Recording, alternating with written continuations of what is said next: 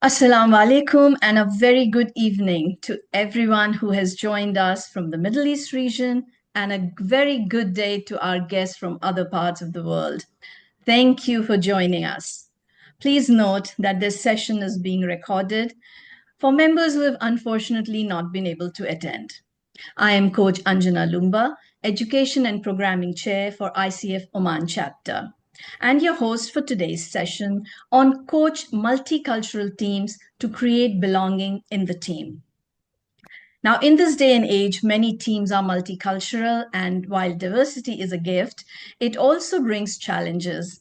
And successful leaders in the 21st century know how to tap into intelligence of the team and create we-centered teams that focus on creating environments that are inclusive, collaborative, and that deliver results. This webinar gives us an opportunity to learn insights into how successful coaches and leaders work with diversity to create a sense of belonging in the team. And guess who is bringing this to us? It is time for me now to introduce our speaker, Linda Berlot. Linda Berlot is an entrepreneur, executive, and certified team coach, PCC and ORSCC. She's the founder and CEO of Berlot Group, an ICF certified coaching training organization licensed to deliver team coaching and ORSC coach training programs to leaders and executive teams throughout the GCC. She is also the Director of Faculty Development for CRR Global and is responsible for the development of all international ORSC facilitators. Linda coaches multicultural teams internationally in the field of change management and team dynamics. In the last 16 years, she has focused on bringing her experience to her clients by working with companies and, in particular, their executive leadership teams so that they may leverage the strength of their relationships and strengthen the team dynamics between them. So they may get on track and stay on track in fast moving, always changing environments. So let's all welcome Linda. Linda, glad to have you here. Thank you, Anjana. That is a beautiful introduction. It's such a pleasure to be here. Thank you for inviting us to speak about a topic that is really close to my heart. Now, because I am a systems coach and a coach that likes to work with an entire system, those of you who feel comfortable, even though there's a recording, I would love it if you could switch your videos on. I do have some slides. I will be showing some slides, but I would love this to be an interactive session where you're asking me questions. I will show some slides, chat a little, pause, and look to the group for any questions in that way. There is nothing more boring for me than talking for 90 minutes or 80 minutes and then leaving the Q&A to the last, to the end. So I hope that this is an informative session for you. It is really a topic that is extremely close to my heart. I guess because, since I was young, I was always born to Italian parents, but since I was young, my family traveled a lot, and I can't tell you how many times I was the new kid at school. And so I quickly learned about cultures, different cultures, feeling included, feeling excluded, feeling, the odd one out, feeling part of the majority. So all of those things have been in my periphery forever, it seems. And I guess that was the basis for my passion for what has become a passion here today. Simply because for me, in a world where there are no commonly understood norms, it's important for us to be conscious and intentional about how we create some norms where people can start to feel a sense of inclusion and belonging. And I think when we have the tools and skills to do so, we can create magic in these multicultural teams. And that's why I'm driven to hosting webinars such as these and meeting with professionals such as yourselves, who I am sure has as much experience as me in this field. So I would love to know where each person So I make up stories about some of the names I am seeing, but I'd love to know, and if you could put it in the chat, where are you from? Like, where is your chair? Where are you seated? Francesco, I thought so. James, Alabama, wow. Iran, wow, Oman.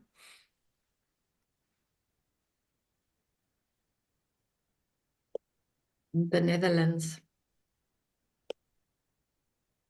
UK, seated in the Netherlands, Ukraine, Poland, Oman. Wow. Look at the diversity that lives here between us this evening. Isn't it magical? And we're all pulled together with one passion. I I have a disclaimer. I've literally got off an airplane like yesterday. My brain, I was in Italy for 2 weeks. My brain is still thinking in Italian, and my English words have not come through. So if I am talking nonsense, please forgive me and ask for clarity. I seem to struggle to come back to a language once I've been steeped in another language. I know I don't sound Italian. For those of you who are disbelievers in my bloodline, Linda Bruna Laura Berlot. I was born to Italian parents, lived in Trieste, in Italy, near Venice, until I was 16, and then moved out of Italy. I lived many, many years in Zimbabwe, in Africa, mainly in Zimbabwe, and then several other countries. I've lived in Hong Kong and then here in the Middle East and in various countries in Europe too. So you can see a hodgepodge. Are we ready? I would like to just start by sharing a couple of slides.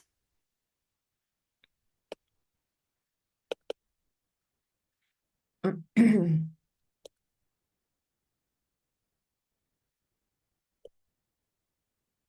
you see this? Can I have a thumbs up? Thank you. So I think Anjana did an amazing job at introducing me. Thank you very much for that. I am based in Dubai, and all of the work that I do here is working with multicultural teams, and I'm pretty sure you're doing the same. What I find unique about working in this part of the world with the multicultural teams that we find here is that in many other countries, when people come to the country, everybody has to align to the culture of the country. Whilst here, we don't become citizens, we don't get a passport of the country. And so many people retain their individuality, even though they're working in an environment that is multicultural. So that is a little different to, for example, multicultural environments in the Netherlands or in the UK or in America, for example. I'm extremely passionate about what we do because I truly believe that when multicultural teams come together and there are no commonly understood norms, we all recognize diversity as being a gift, but there is also a potential for a lot of misunderstanding. And I feel that it's unnecessary because if we have the tools and skills to learn to create we-centered environments that are inclusive, that create a you and a me, and not me above you or you above me, but we focus on the we and what's good for us, we can create environments which create belonging. So Berlot Group does two things. We coach leadership teams, particularly C-suite leadership teams, and I am the local partner for the Middle East to run the school, which is an ORSCC coach training school, where we teach people to be coaches such as ourselves. Our community is diverse. We have many different people who come through our courses from leaders, CEOs, therapists, to people who are wanting to learn how to be in better relationship with themselves, with their family members, and of course, people who want to learn how to be systems coaches. This is a selection of some of the clients across the region who have benefited from our services. There are many, many more, but these are some of the interesting projects that we've worked on. Normally, when clients come to us, there are many different reasons, but they often come to reasons because of um, diversity, misunderstandings, or a lack of cultural awareness that's causing um, uh, misunderstandings, let's say. There might be a resistance to change, there might be miscommunication and conflict. And this is usual in multicultural teams because different cultures communicate differently. Some people are very direct, some people are less so, some people are circular speakers. You know, I might want to tell you directly and give you directly feedback, whereas other cultures might prefer to do it in an indirect way or not say anything at all because we don't want to offend or disrespect or hurt the person. Some of the other reasons could be a lack of alignment and, of course, silos. What we know, though, is that when teams have these kind of issues in the team, we call these positivity, so that they create lack of safety, lack of trust, lack of belonging. People don't really collaborate very much. And when that is happening, it's very hard to be high performing. Positivity, which is high safety, high collaboration, lots of positivity in the team. We like each other, we like working together, we're curious about each other. When that exists, teams become high performing. So positivity equals productivity, which is why our work is so important. When I talk about team coaching, what we mean is working with the entire system as a whole. And I often find that that is a gentler approach to creating we-centered cultures because we don't make anybody wrong. We don't spotlight anybody and say, oh, Mr. X, you did, you know, you were rude or you were disrespectful. We say, wow, for example, rudeness or disrespect lives in the team. How do you want to be with that? And we allow teams to come up with solutions that they can own. And in the end, that is the premise of coaching anyway. So before I carry on, how many, let's see it in the chat. How many of you are coaches? And if you are team coaches, would you let me know? Or systems coaches?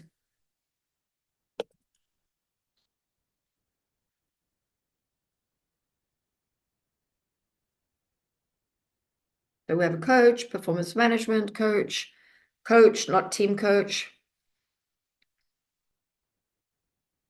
Amazing, amazing. Wellness coach, small groups and individuals, amazing.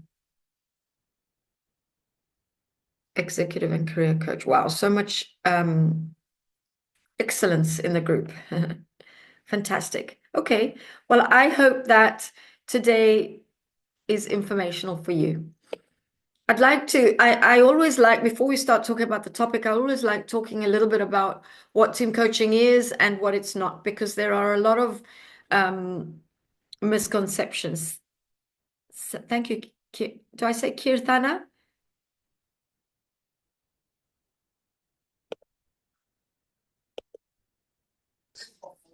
Yes, Kirtana. Kirtana, thank you. Okay, so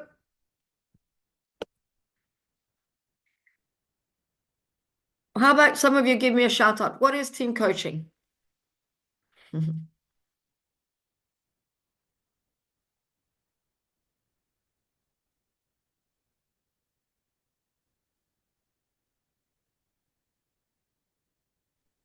I can give a try. Yeah, of course. Okay. I guess we are coaching people in the same group to reach to a specific goal or a specific plan. So we are going toward the company or the organization vision. Absolutely spot on. So we coach the system as a whole, or the team or the group as a whole to achieve a specific goal. And the team coach will use, the tools and skills and their experience to facilitate those conversations. Excellent. Exactly what you've just said, right? So it's a facilitated process where we move people from where they want to be to from where they are to where they want to be. And I always find it important also to talk about what team coaching is not, because very often people mix up the words or they feel it's something and it's not. So team coaching is not training. So what that means is, while there is an educational element, the team coach is not the subject matter specialist. The team is the experts in the team, right? The coach is on the outside and asks powerful questions and mirrors, and in that way creates deeper conversations between team members so that they can move forward. It's not individual one-on-one coaching, so we don't coach the individuals in the group. We coach them as an entirety. So the client becomes the system. It's not counseling. And there are very clear differences between counseling and coaching. But sometimes it may feel that way because we don't shy away from talking about emotions. And from our perspective, we don't see emotions as a pathology or something wrong. It's the currency of relationships. It's what's the juice of relationships. It's not team building, although the team should feel closer when you coach a team, but in the sense that the team doesn't go out for a day, build a boat, race, have a laugh, and also learn a little bit about themselves. Team coaching, like coaching, must translate new behaviors back in the workplace. We like to say that coaching happens after the coaching, and it's the same with team coaching. The model that I use, and I don't really want to spend too much talking about this, is called ORSC, and we work on the dynamics that exist in the team. And if you're interested, please write some questions and we can talk about that a little later. It was the first model, systemic coach training model, to be accredited by the ICF. Now there are many others. Those of you who are data oriented, please take a photo of this page. We will also share the PowerPoint presentation. I don't want to go through the benefits of team coaching. I expect that if you're here, you are bought into coaching already. But I like to leave this slide here because there are many people who like data, and it's useful for you also when you are pitching for a client. So some of the gifts of working with multicultural teams, and by the way, we are in an age where the new workforce, starting from the millennials, the new workforce expect, international placements as a part of work. So the workforce, we are a globalized environment, and the workforce is moving and changing all of the time. An Italian that was born in Italy but has traveled around the world, is no longer the same as an Italian that has lived in Italy, born in Italy, lived in Italy, and never traveled. So we can't look at culture from a nationality perspective anymore. We have to look at culture from an interpersonal perspective, which is why it gets so tricky when we come to multicultural teams, and is the reason why we want to encourage intercultural agility between team members, right? So we all know what the gifts are. So when we're working with different cultures and different people, we learn different ways at looking at an issue. We are able to solve problems more creatively because we look at the issues very, very differently. We have wider perspectives that challenge our own if we are open to allowing them to challenge us. We learn about different cultures, and we learn to appreciate different cultures, as long as we are cultural learners and not cultural critics, where we make other cultures wrong. We develop intercultural agility, the ability to navigate, in multicultural spaces. And honestly, living in this part of the world, I think children raised in these types of environments have this gift. They learn intercultural agility just because of where they're living. They also learn how to navigate change in a way that is quite skillful compared to children raised in monocultural environments. We learn how to communicate across cultures. Excuse me. And this is no mean feat, let me tell you. And I have a little story here to share. I work on so I belong to the management team of CRR Global. We are a multicultural team, but they are predominantly a Western team. And so they visually don't see that we are multicultural. And yet there is diversity between us because some of them are very direct, some are less so. Some of us don't communicate in that way. Some of us are relationship focused rather than being individual focused. And the more direct styles of communication usually come from cultures that put a lot of importance on words. And for example, when there is an issue, they become problem centric, meaning they put the problem in the center, and the person with the most eloquence or the ability to master words around that topic becomes the expert, right? So they are very good they spend a lot of time defining the issue, talking about the issue, and then don't often resolve the issue because they are talking about it. Other cultures, on the other hand, particularly in multicultural environments, don't put the issue in the center. We don't rely so heavily on words simply because there is no one common language where we can rely on word specificity. I think that's the right terminology. When looking at, for example, here in the UAE or in the Middle East, where English is a second language for most people, we can no longer rely on words. So how do we deal with issues?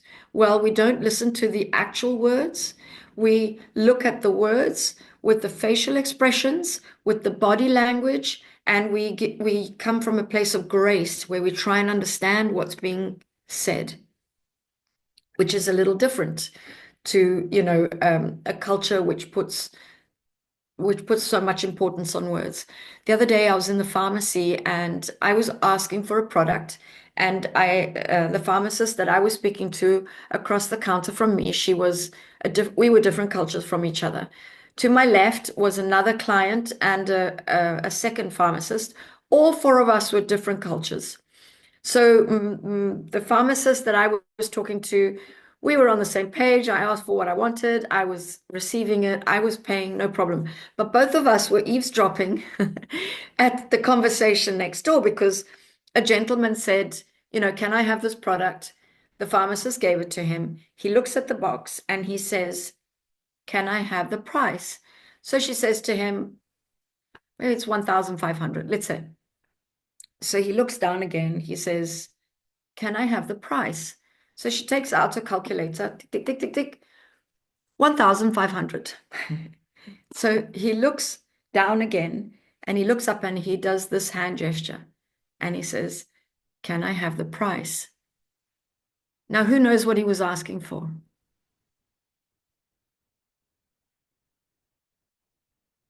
What was he asking for?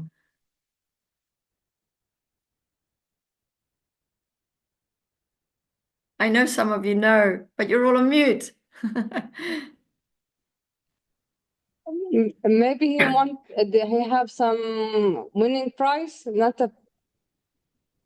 Say it again. Maybe he have a voucher or a price He wanted a discount. discount. Yeah, okay, yeah. Yes. And the moment he did this, everybody understood that that's what he wanted.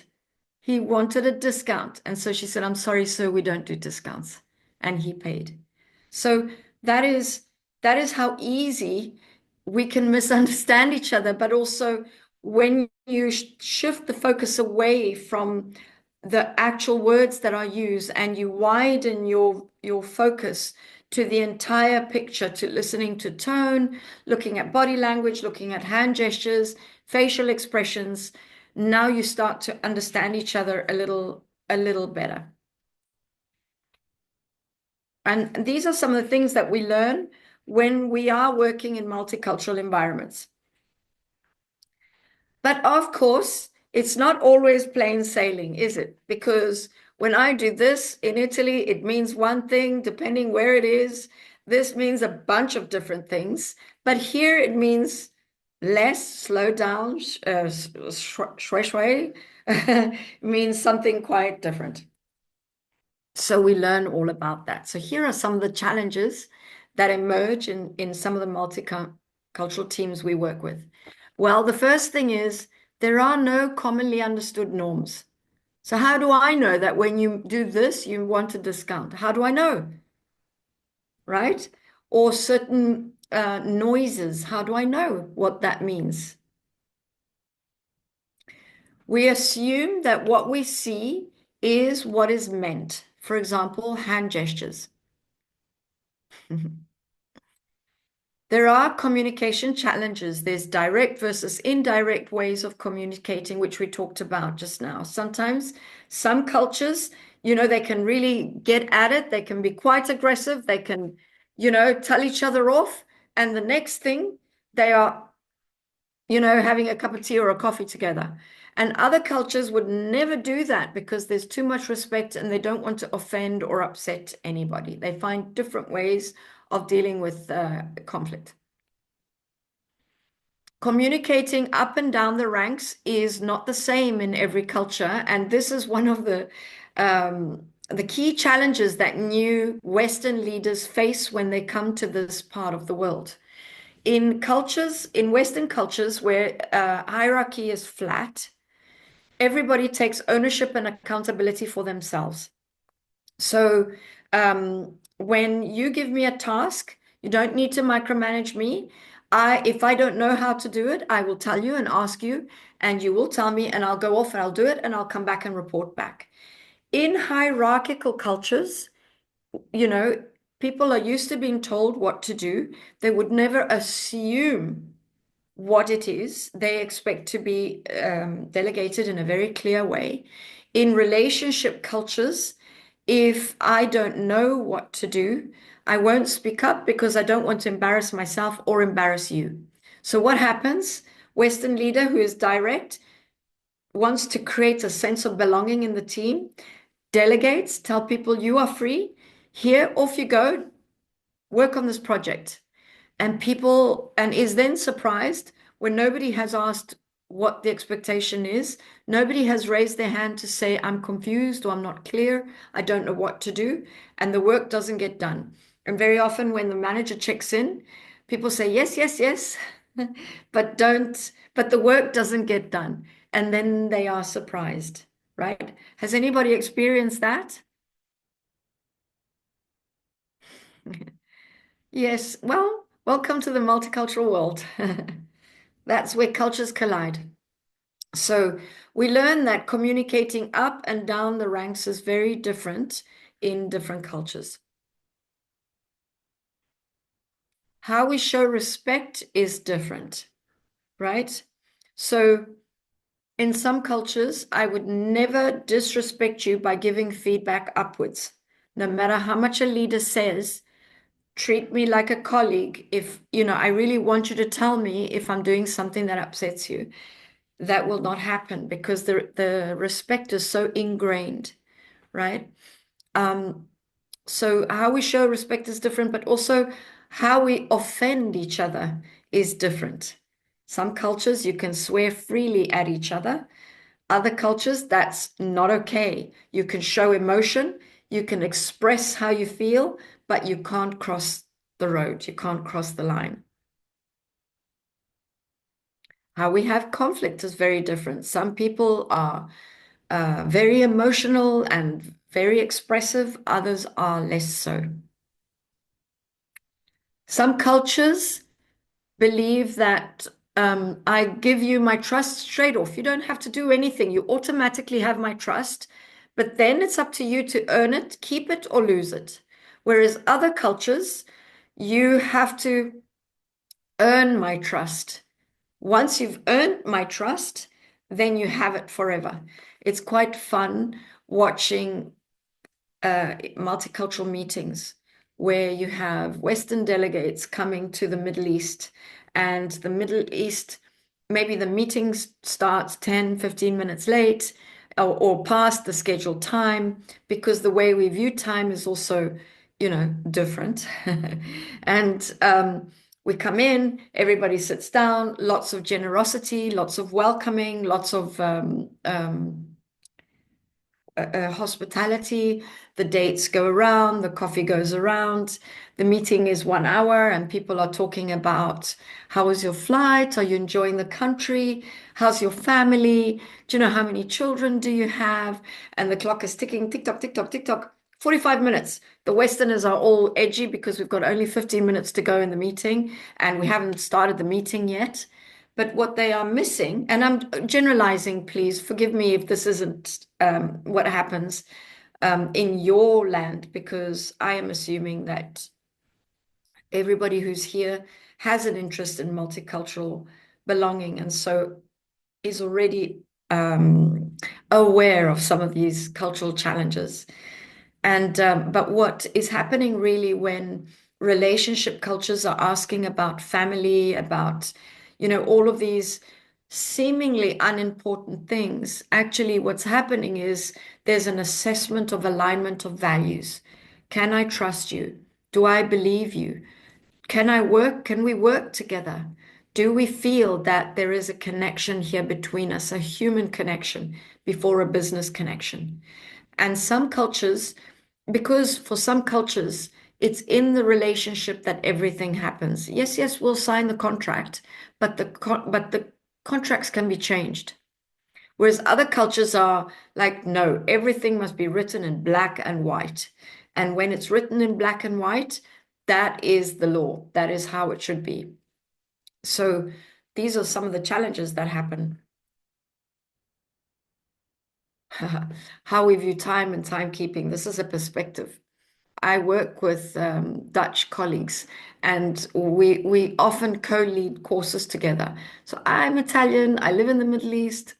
Yani, for me, 5 minutes, 10 minutes, I need the wriggle room, right? But for them, on the hour is on the hour, not 1 minute before, not 1 minute after, which makes me feel strangled.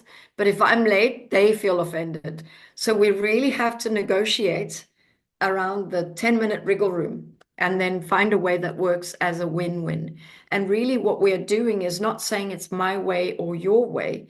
We are starting to design what's the way that will make us both happy. So, for example, and that's where we're going to, that's how we start to create belonging and how we start to create we-centered environments.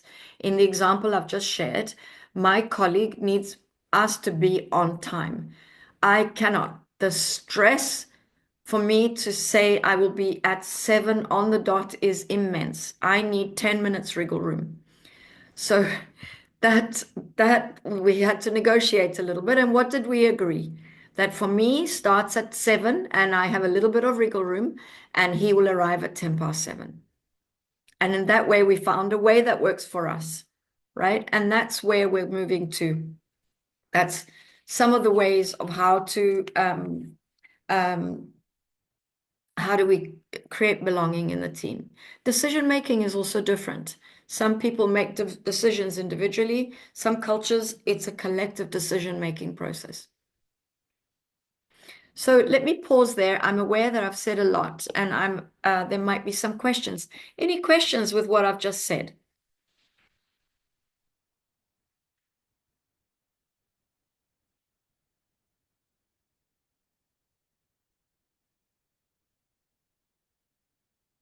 No? Has anybody experienced some of what I have been mentioning? I maybe have a question, Serafima here. Hi, Serafima. Hi, very interesting topic. And I used to work in diversity and inclusion in the companies where I used to work. And my question is like, when you walk into a room full of people, they all look kind of same. How do you kind of go about identifying who has what culture? Or is it like a process? You kind of talk to them and then you identify. Like, how do you get to that point? I assume that they are different, and then I go fact finding. My assumption these days is that no matter how same or similar we all look, I'm assuming that because you could put 5 Italians in the room, and I speak about my culture, 5 Italians in the room, and I guarantee you we're all different because maybe some of us have lived overseas, maybe some of us come from the north, some from the south, some of us have lived in other parts in Europe. And while our culture, our nationality is the same, our personal culture may be very, very different. Before I start coaching a team, I always spend time assessing the system. And I do that in several ways. I use psychometrics and all of that, yes, but I put them all in a room and I ask them a series of questions. And part of that are questions around the diversity. I ask them, what's the diversity that lives between you? And I'm listening, observing how they behave, but also listening to what they are saying and listening to the diversity that they are pointing towards. And for example, I'm working with a brand new team now. And in my assessment, it was so clear that so many of the challenges they are facing is because many of them are new to the country. So there is a little bit of cultural insensitivity, if you will. They're not yet up on the culture and have not worked in the level of diversity that they are finding themselves in at the moment. They're at the storming stage of team development, and they are hurting and offending each other predominantly because of diversity issues, and not intentionally. They're an amazing group of people, and they're all pulled together by a pioneering project, which is such an inspirational project. So they're all there, they're good hearts and good mission, but just are not culturally agile yet, so they can't feel a sense of belonging. Does that kind of answer your question?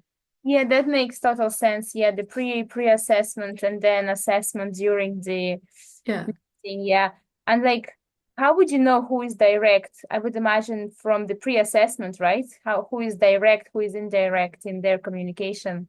I'll give you an example. So this is a real example. So it was a large group. It was 18 people. I could see that in the group, there were some people who were automatically outspoken. They spoke up more, and others really didn't speak at all. So I said, okay, let me break the group up. And I split them into 3 focus groups, smaller groups of 4 or 5. And that way they started to talk. But of course, we had introverts and extroverts in all the groups, different cultures. And so one person who had not spoken at all in the wider group, and in her focus group, she said,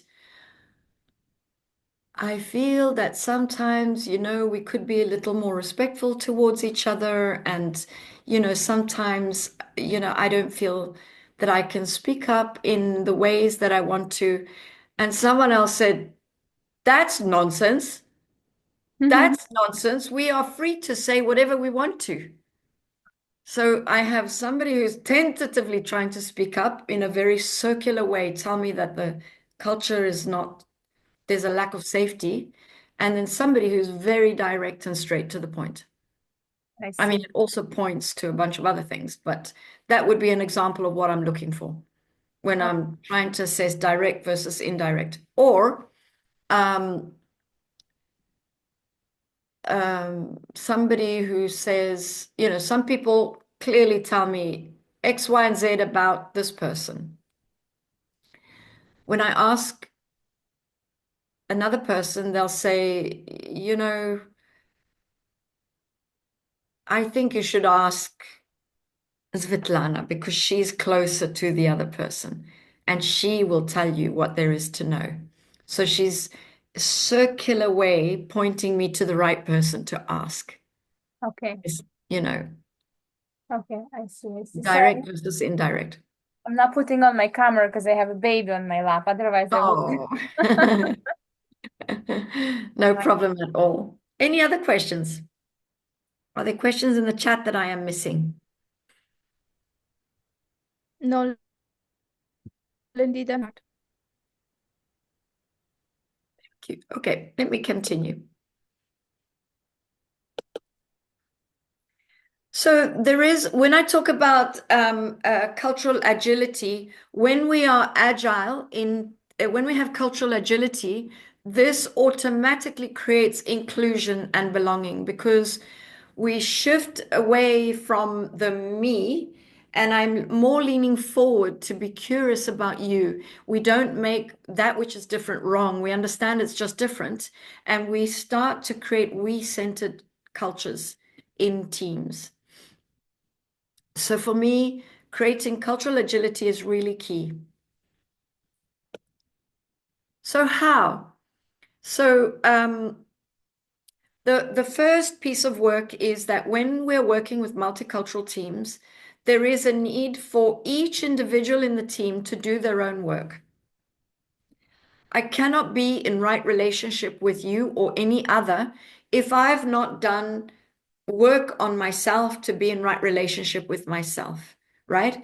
I can't have relationship systems intelligence, meaning the ability to create connected relationships, if I don't have emotional intelligence. Once I have emotional intelligence and social intelligence, so once I've done the work on me and I've understood me and I understood you as an individual, I'm able to then create better relationships because I understand the we. So over and above me and you, there's a we, right? So that's what I mean by team members need to do their own work, but we can do a lot of work with teams as a team. I don't like the word compromise, and I don't like cultures where people feel like they're compromising, because when you compromise and compromise and compromise and compromise and compromise, all of a sudden you've shut down so much of who you are that you don't know how to show up anymore. And when team members are doing that, that's when burnout starts to happen, because we move so far away from our core and who we are that we are no longer aligned. So the first thing that when we're working with the team, the first piece of education that we want to work with them on is to remember, but also practice, that different is not wrong. It's just different, right? What happens in teams when there's conflict is a few things. It's the belief that I am right and therefore you are wrong that polarizes us. And when teams feel that, they want to do a couple of things. I either want to convince you to come over to my side, or I want to shut you down or marginalize you. And we want to work away from that. It's not about my way or your way. It's truly about us aligning and finding a way that's good for all of us. Pretty much like the alignment piece that I found with my colleague around time, the start time. When we are working with multicultural teams, we really want to work with them and help them understand that there are different worldviews, and these different worldviews are like core beliefs, and these influence everything. They influence the way we look at trust, the way we make decisions, the way we have conflict, the way we communicate, the way we build relationships, the way that we look at the world, really. So honor, shame, and so, most countries have a series of these, maybe one or two of these, but we can generalize countries around these. But we've got a selection of these as well. We would have a predominant one and a secondary one. So honor, shame is a relationship culture. Everything we do is in service of the greater system, whether it's the family, the clan, the team, or the company. And we work to maintain the honor of, well, my own honor, but also the honor of the relationship, the clan, the country, the family, and minimize any shame or embarrassment to each other and everybody else. These are cultures which are not individualistic. They are relationship focused, right? They do not speak very directly, and they don't like to embarrass each other. We have guilt innocence or innocence guilt, where these are Western cultures where it's very individualistic. It's right, wrong, black, white. Everybody knows how to behave when you are right, and also when you are wrong, there's a high level of guilt. Then we have power fear, which is hierarchical. These are hierarchical cultures, hierarchical organizations, and these can be at its very worst a dictatorship, but they can also be benevolent cultures where it's not a flat culture, it's hierarchical, but everything is done in service of the country or the people or something like that. All of these three are at play all of the time in the teams that we work with. So, given that, we want to work to create third cultural spaces. So mine is the first, yours is the second, or vice versa. And we want to move past that. So it's no longer about my culture and your culture. It's about how do we consciously create a culture that is inclusive of me and you without me being shut down or you being shut down. And we do that because we help teams really practice curiosity and really practice empathy. We help team members step into each other's shoes and ask questions to understand. Gosh, that's curious. Why do you do it that way? Here's why I do it my way. So we want them to have conversations where they start to learn about each other, and they can then consciously and intentionally design team charters, but behavioral contracts that will support these we-centered cultures. Talk about, in your culture, how do you earn trust? And how do you also break trust? How do we want to communicate? Like, what's okay? What's not okay? What's okay during Ramadan? What's not okay during Ramadan, for example? We want to encourage team members to be cultural learners. Cultural learners come from a place of curiosity. They don't assume that their culture is the best and the only way. They don't assume that they need to change. No, they don't assume that there is only one way of thinking or doing things. They're curious. They're able to suspend their belief and step into other people's shoes without giving up on themselves. So they understand that I can be curious and support you and champion you and your way and still hold a different belief or a different point of view, right? And there are skills to learn how to do that. Rather than a cultural critic, which is a culture that a person who criticizes either their own culture or the differences in front of them and makes them wrong. Cultural learners practice believing in positive intent and practice a lot of grace. Grace is the forgiveness if somebody uses a wrong word, because I can see that you're trying to express yourself. Forgiveness if you are clumsy in my culture, because I can see that you are trying to understand. That's the type of grace that I am talking about. So I'd like to pause there for a moment. How's that going? Any questions?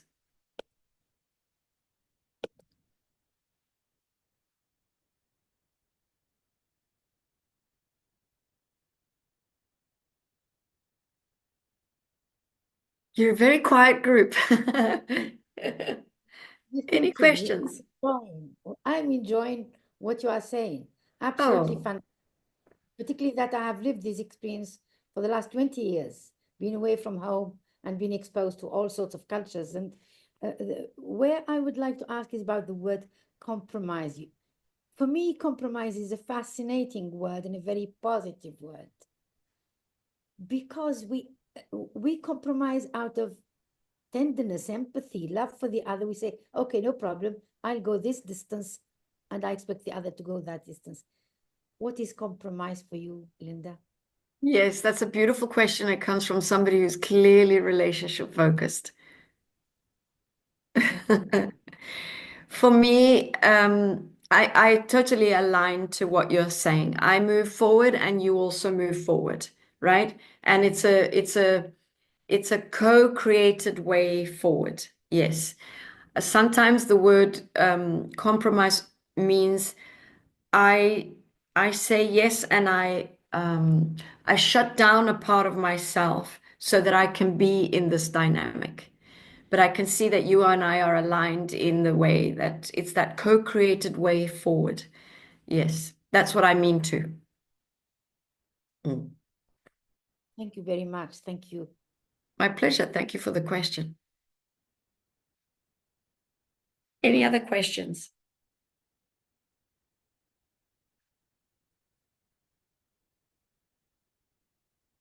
I would love to give you an opportunity in your smaller groups to thank you, Catherine. Sorry to see you go. I would love to give you an opportunity to take 15 minutes in smaller groups to talk about how do you create belonging in the teams that you are working with, and then come back, report back, and we can have a group conversation. So who is my technical genie? Give me a Anjana. minute. Yes, I'll do that. Thank you. So whilst Anjana is preparing the breakout rooms, I will put the question in the chat. So in your groups is please discuss how you create.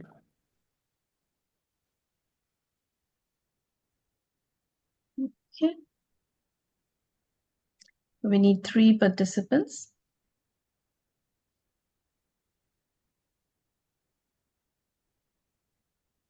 We'll be there about 12 or 15 minutes. Alia's a pharmacist. I didn't see that before. Yay! Set 15 minutes.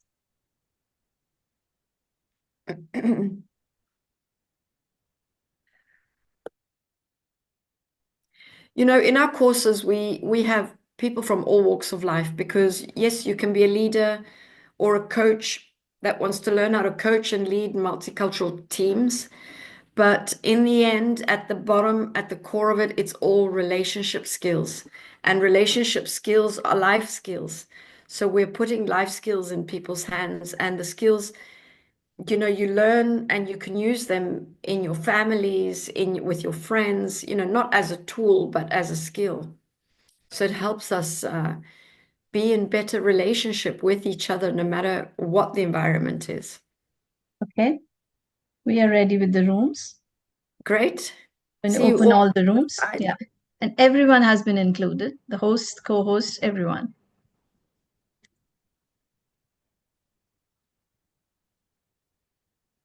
You should be getting the invitations.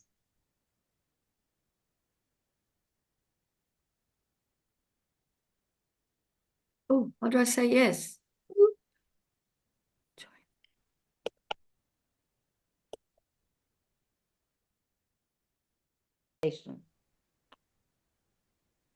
And Fascinating. so what are some of the ways that you create belonging? We started with what is belonging for each one of us. So each one expressed what is belonging. And then we saw what was in common. What is in common for the 3 of us? And we found common ground. And we found how to create a culture. And I think we all agreed that what is desired is the desired result is indeed to create a common culture for that particular team. Here, that rests on values. Now the question, what if we do not share values? No problem. We will share these values in this particular team. Even if somebody is not very much into trust, this one member will be committed to trust within this particular team as long as we belong to the team. So we create values for the team, we adopt values for the team, and we make sure that these values are set from the beginning as healthy boundaries. Each one of us has to believe in confidentiality, in trust, in respect of others. That's how we established our healthy boundaries for our ideal team. That's what we do. Amazing. Thank you for sharing that. And along with the values, team values, it's important to identify what are the team behaviors that we can all align around that will bring these values to life. Someone else, what did you create in your team? What are some examples?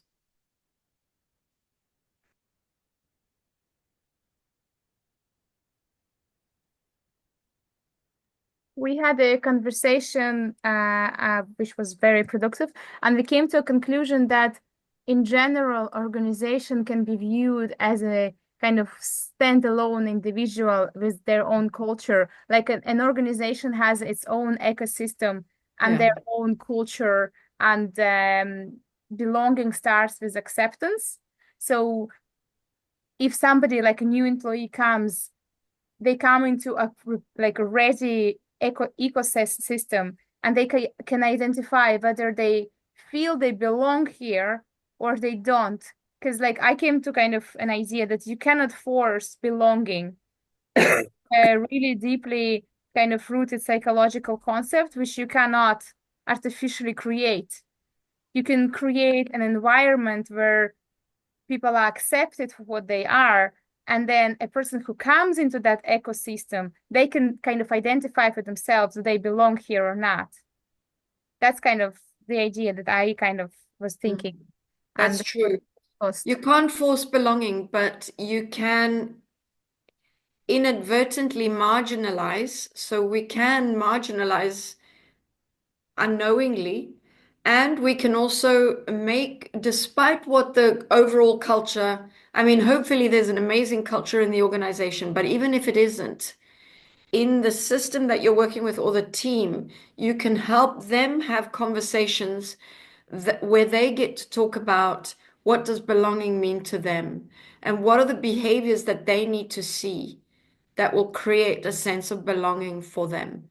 As a leader, one of the things that I like to do is really be as transparent as possible about the good and the bad. And for me, what this does is it helps people know exactly where they stand, right? And sometimes it's very surprising for different cultures that come and work in my organization because they're not used to such transparency. But for me,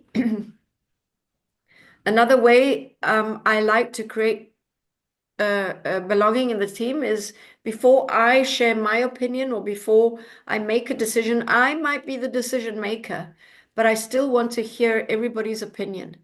I go around the table and I say, what do you think? What do you think? What do you think? What do you think? And I'm very clear that I will use this information to make a decision, or we will make the decision together. You know, those are, and I also see sometimes people come from cultures where they're not used to speaking up, and also they're nervous to speak up in front of the leader. So it takes a little bit of time and practice to get people to lean in and co-create a culture together, you know, but those are some of the skills that have worked for me, or some of the ways that have worked for me. I'm not saying that that's right for everybody. Those are some of the ways. So let's hear one last person, and then I've got some tips to share. Okay, so what I feel is to create belonging. I just see that what I feel. I think some of and we talked about behaviors. So some of the behaviors which I practice, I think one is the tolerance. Second, I say is respect, and third is empathy. I think if we have these three behaviors that, and I practice it, and I find that people feel from different cultures that they feel comfortable interacting with me. I think that is what. And okay, as coaches we do, but beyond my coach role also, I feel that yes, they feel comfortable interacting. So that's all the things I like to share. That's beautiful. Thank you. So you'll like the next slide that I'm about to share.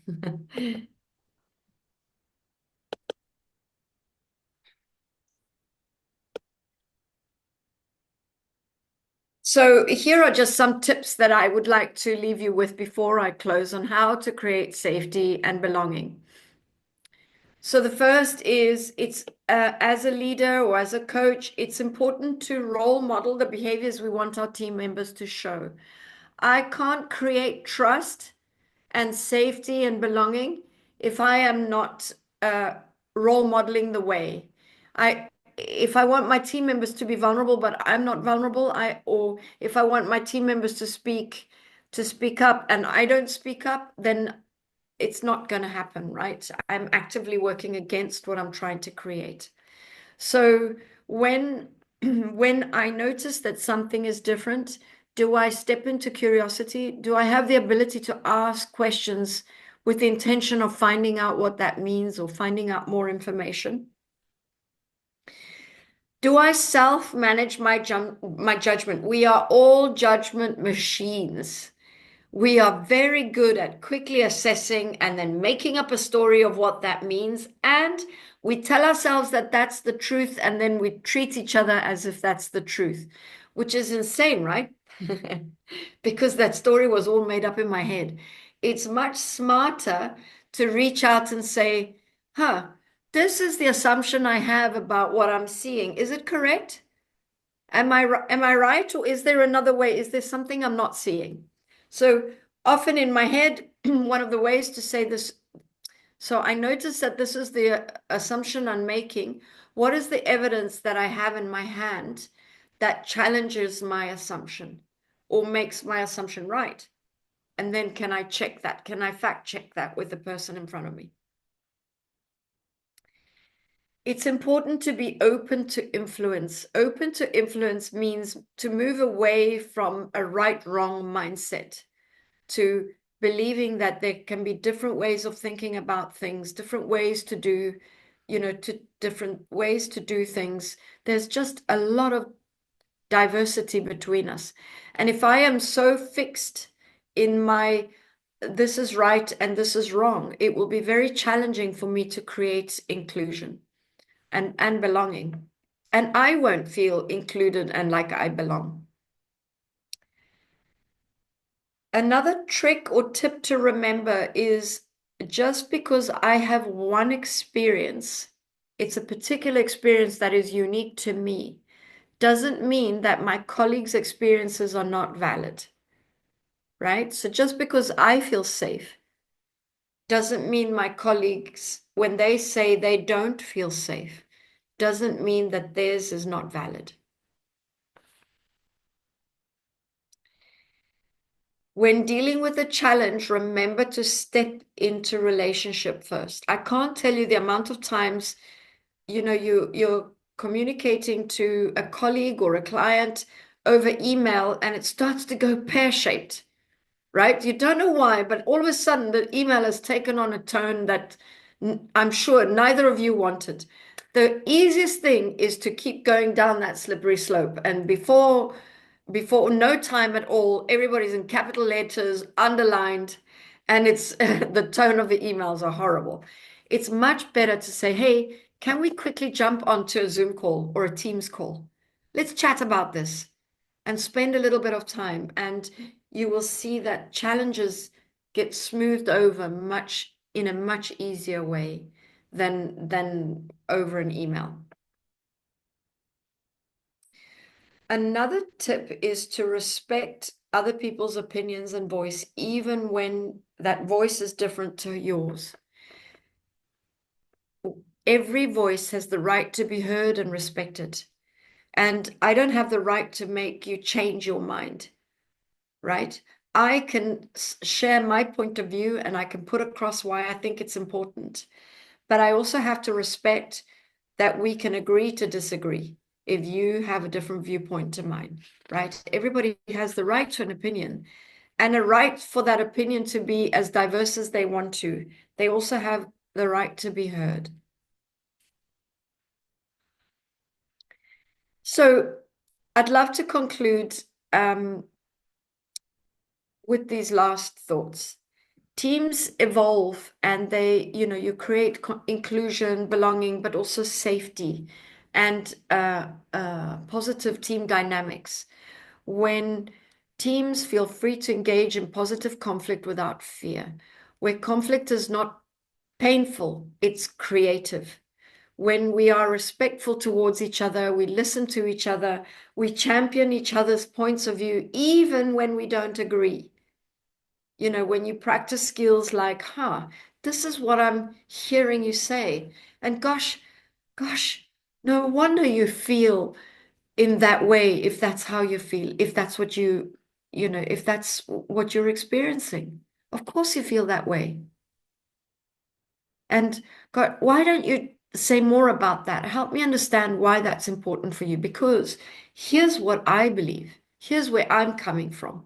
When teams can really engage in that type of conversation, conflict becomes creative, and people actually, trust is built when we stay and we have the challenging conversation. Trust is broken when we stay away from the conversation, when we don't have that challenging conversation. When team members feel free to make mistakes and discuss, the learning that they have from the failures, they start to feel safe. It creates a sense of safety. And when I make a mistake, as long as I'm learning from it, I don't feel, like I've got to hide in the corner when I make a mistake. When I can make the mistake, take ownership and learn from that and not do the same mistake, but use that lesson forward. There is a lot of data that shows, and John Gottman names this in all of his books, as do Gary Chapman in the 5 Love Languages, 5-to-1 positivity ratio. The most productive teams are also the happiest teams, and they consciously and intentionally focus on creating positivity at a ratio of 5 positive interactions to 1 negative interaction. That means that they are almost like making deposits in each other's bank account, emotional bank account. And when you make a big deposit, if there's a withdrawal or a challenging conversation, there's less impact. But if there's no positivity and you make 1 withdrawal, it has more of an impact. It's a big drama then, right? So consciously and intentionally acknowledge each other, catch each other doing things right, thank each other, give shout outs to each other when people are practicing the values, make each other tea or coffee, offer support, ask for help. These are all actions that create positivity. And there are many more that you, of course, know. Positive teams where people feel connected to each other and therefore safe, are open to hearing each other, and they can advocate each other's positions even when they disagree. So, for example, Anjana, where you and I are in a disagreement, and I could say, Anjana, gosh, here's where I can totally align with what you're saying. I get it. I get it. And the alignment is that I also believe X, Y, and Z. But here's where I'm coming from. And you can do the same for me. Right? So we are in the creative process of conflict. Team members that feel safe understand that roles belong to the system and leadership is a role that is shared. We're not talking about job descriptions or hierarchical roles, but leadership, anybody can step into a leadership position. Anybody can put their hands up and say, guys, this conversation is not productive. Why don't we take 5? And then we come back to the conversation. That's leadership. And anybody can step into that role and shift the dynamics that are happening in the team.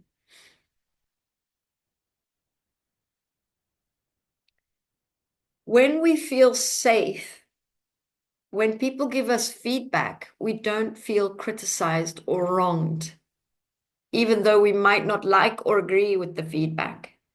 Right? So it's important that we learn tools and skills to give feedback and receive feedback in a way that doesn't hurt each other, so that our nervous systems can calm down and we feel safe when we receive feedback. We don't take it so personally. When a team moves away from I and you to creating we-centered cultures, now we get a sense of commonality and belonging, because we-centered cultures don't happen on their own. They are created consciously and intentionally. And they are created when teams talk about all of these topics and conflict and respect and diversity, and then create behavioral contracts that will create safety, create belonging, increase trust, minimize the behaviors that break trust. So when a team is successful in creating we-centered cultures, you can be sure that there is a high level of belonging in that team. Are there any questions?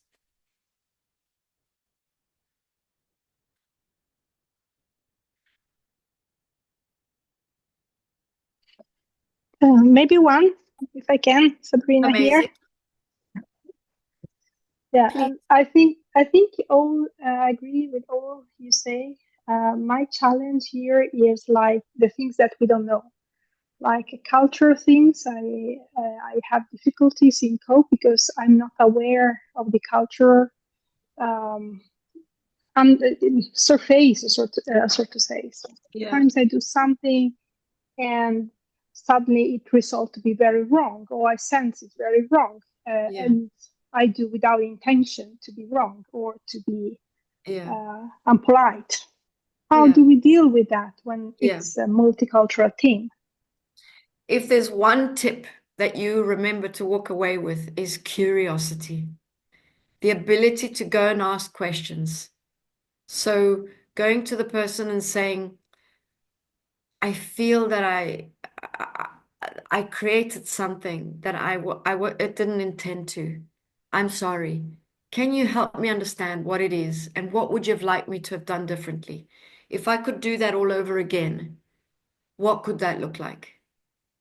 I had an instance with a team member. We came from different, there was a lot of diversity between us. And when we when we were debriefing the interaction, her reality and my reality of what happened in those 10 minutes was totally different.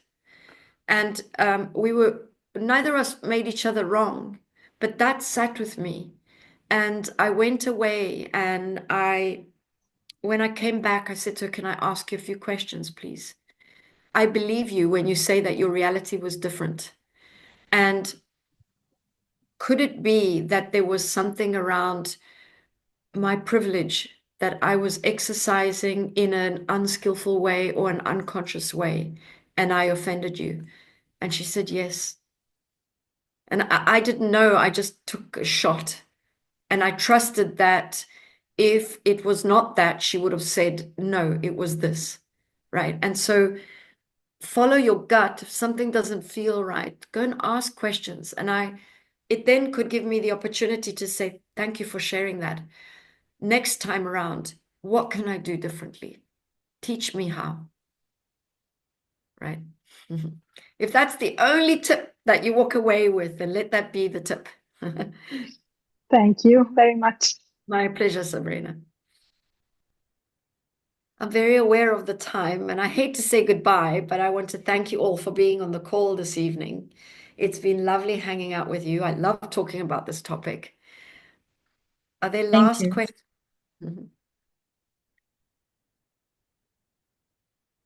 Any other questions, as Linda said? Can I Not a ask? question, not a question, just a thought of what she was saying about curiosity. Why it doesn't happen? Because as they say, that preconceived ideas are the biggest barrier to communication. That's the only We thing think I'd we like to know. share. Yeah, unfortunately, we think we know. Fatma, you were saying something. Thank you, Asim. Yeah, I want to ask how we can deal with a negative energy team or environment. You know, I get curious about that. I wonder why people are negative, and what does it mean to be negative? Because sometimes we have a preference for positive, right? And being authentic isn't negative, it's just authentic. But then you get negativity in a team. Excuse me. I would get curious about that. I'd say, Okay, thank you. Yeah, I'd say, you know, gosh, I didn't see it in this way because I guess they see it it is a positive to remain in the same routine. It is positive to be in the same system. I see it in a positive and a negative in the opposite way. It is negative to just be in the same system all the time. We need to open up, think outside the box. But yeah, as you said, it depends what is positivity according to them. yeah. And also, what does positivity mean to you? Maybe you have a positivity skew. Maybe for you, it's important that we're always positive or more often than not positive. So it could be you or it could be them. Okay, thank you. Thank you. Pleasure. Thank you so much, Fatma. Thank you. Now I do need to do a quick vote of thanks for which I want to invite Carolyn. But before that, can I actually request everyone to please open up the camera so that Fatma is going to take a picture for our social media? Can I please request everyone who can come in the video or the Oh, hello, bye-bye. Serafima. can join us in the video, Hello, in the gosh. picture. We have more ICF members. Thank you for Let sharing us your know, family with Fatima. us. Let us know when you want us to smile. Yeah, so yeah, well, now I'll take it. 1, 2, smile.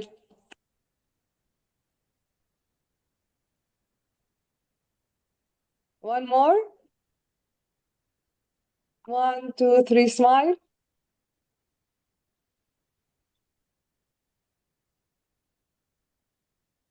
Thank you. Thank you. Thank you, Fatima, for Thank that. you. Now, Carolyn, I would like to invite you, President Absolutely. ICF Oman chapter, to please give us a vote of thanks. Thank you. Linda, thank you so much. Truly, on behalf of ICF Oman and all our members and the board, I really would like to extend a heartfelt gratitude, Linda, to you and your team. Thank you for these insights. Your perspectives have truly enriched my thoughts around multiculturalism, team coaching, and I'm sure I speak for the others here. My sincere appreciation to Anjana, our education and programming chair. There has been a lot of back and forth in getting the session organized. So thank you. Thank you, Anjana. Incredibly grateful for all the dedication you put in. But a huge thank you to the participants here. Thank you for joining us today. You know, it is your presence, it is your engagement that ultimately makes all these efforts feel fruitful, feel rewarding. So thank you, each and every one of you, for giving us your time here, for being present here, and for just being, just showing us the way through your participation and through your support. Once again, thank you, everyone. Have a beautiful rest of the day, morning, evening, night, whatever is coming your way. And looking forward to seeing you all at future sessions, inshallah. Thank you again. Thank you. Thank you. Thank you, Caroline. Thank you, Anjana, and the whole of the Bye. ICF chapter. Thank you. Bye-bye. Good night. Thank Thank you. you. Goodbye, Bye. everyone. Bye. Thank you so much again. Bye Thank now. you. Bye-bye. And we need to see more of the baby next time. Yes, I agree. Ta-da. Bye-bye. Bye. Bye-bye. Bye.